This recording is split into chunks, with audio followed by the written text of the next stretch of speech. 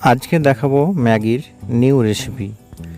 তার জন্য সসপ্যানে অল্প জল নিয়ে ম্যাগিটাকে ভেঙে ভেঙে দিয়ে দিলাম। এবার সেই ম্যাগিতে ম্যাগি পাউডার ছড়িয়ে দিলাম এবং পরিমাণ মতো লবণ দিয়ে ম্যাগিটাকে সিদ্ধ করে নেব। জলটা এমন পরিমাণে দিতে হবে যেন জলটা সম্পূর্ণটা টেনে যায়। দেখতে পাচ্ছেন ম্যাগিটা আমার সিদ্ধ হয়ে গেছে, জলটাও শেষ হয়ে গেছে। এখন আমার ম্যাগি সিদ্ধর কাজটা কমপ্লিট।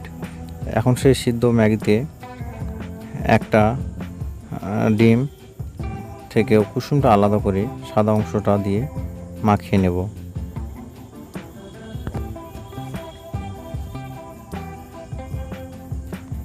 দেখতে পাচ্ছেন আমার এখন ম্যাগিটা মাখানো কমপ্লিট। এখন ফ্রাই প্যানে হালকা তেল দিয়ে দেব। তেল গরম হলে সেই প্যানে আমরা মাখানো ম্যাগিটা দিয়ে দেব। ম্যাগিটা দেওয়া হয়ে গেছে। এখন চামচের সাহায্যে সেই ম্যাগিটা একটা শেপ দিয়ে নেব এবং মাঝাটা একটু ফাঁকা করে নেব। এভাবে গোল একটা শেপ করে নেব অমলেটের আকারে।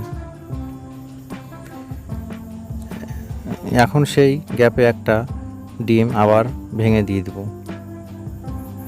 দেখতে পাচ্ছেন কি সুন্দর লাগছে দেখতে। এইভাবে এক পিঠটা ফ্রাই করে নিলাম।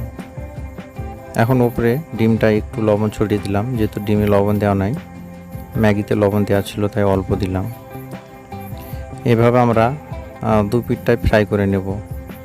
দেখতে পাচ্ছেন দু পিঠটা ফ্রাই করে নিলাম। এখন সেই ম্যাগি অমলেটে উপর থেকে ম্যাগি সস দিয়ে দিলে রেডি আমাদের ম্যাগির নিউ রেসিপি।